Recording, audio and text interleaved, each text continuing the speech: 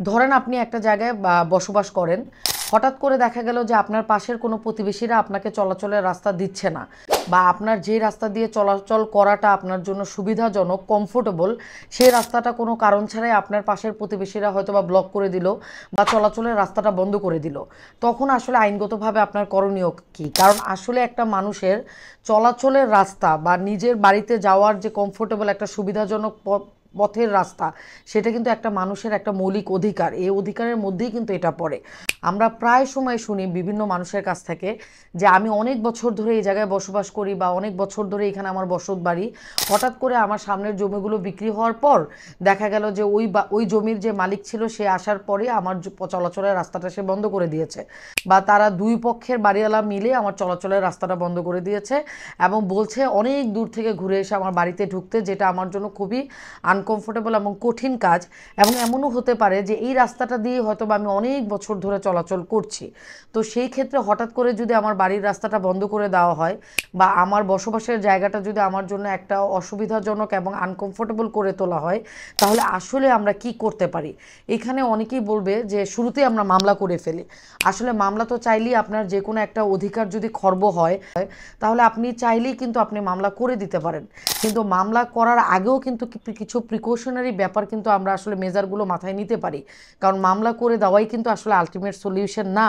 কারণ এই ক্ষেত্রে আপনি যাদের বিরুদ্ধে মামলা করবেন তারা সবাই কিন্তু আপনার প্রতিবেশী, তাদেরকে নিয়েই কিন্তু মাসের পর মাস, বছর পর বছর আপনার একই এলাকায়, একই পাড়ায়, একই মহল্লায় বসবাস করতে হবে।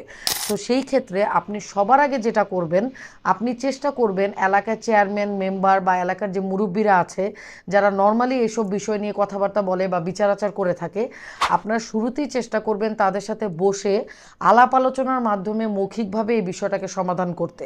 যদি বিষয়টা এরকম হয় যে কোনোভাবেই মৌখিকভাবে সমাধান করা যাচ্ছে না, এমন কিন্তু ভাবার কোনো অবকাশ নেই যে এরকম একটা বিষয় নিয়ে আপনি বসার সাথে সাথে একদিনই আপনার সব প্রবলেম সলভ হয়ে গেল। যদি একদিন বসে আপনার প্রবলেম সলভ হয়ে যায়, তাহলে বুঝতে হবে যে আপনি আসলে অনেক ভাগ্যবান মানুষ। এইসব ক্ষেত্রে কিন্তু দফায় দফায় অনেকভাবে অনেকবার বসতে হয়। অনেক দিন পর্যন্ত আপনি চেষ্টা করার পর আপনি যখন দেখলেন যে না, এই জিনিসটা আসলে আলাপ আলোচনার মাধ্যমে বা কথাবার্তা বলে স্থানীয় পর্যায়ে কোনোভাবেই বিষয়টা সমাধান করা সম্ভব না, তাহলে কিন্তু আপনি আপনার অধিকারটাকে এস্টাবলিশ করার জন্য আপনি সিভিল কোর্টে যেতে পারেন।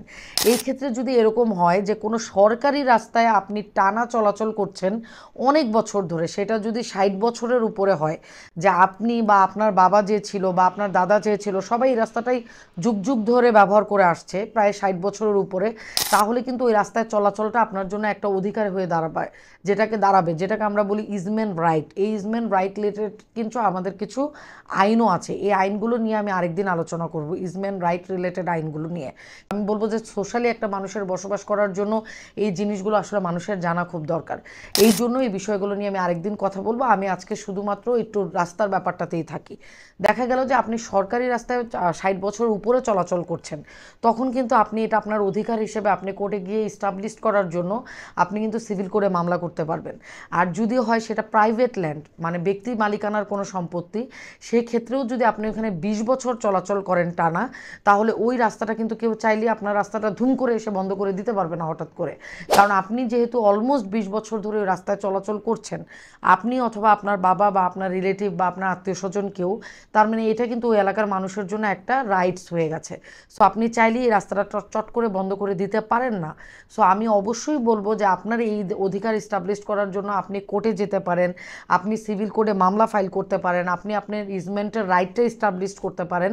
বাট সব কিছুর আগে চেষ্টা করবেন, যেহেতু মানুষ সামাজিক জীব, আমরা সমাজগতভাবেই বসবাস করি একে অপরের সাথে মিলেমিশে। সো যদি আলাপ আলোচনার মাধ্যমে কথাবার্তা বলে প্রবলেম সলভ করা যায়, তাহলে এর চাইতে বড় পাওনা আসলে আর কিছু হতে পারে না। আপনারা সকলেই ভালো থাকবেন, সুস্থ থাকবেন। অবশ্যই যদি আপনাদের কিছু জানার থাকে আমাকে কমেন্টস করে জানাবেন, আমি চেষ্টা করব আপনাদের কমেন্টসের ওই প্রশ্নের উত্তরগুলো দিতে। ধন্যবাদ।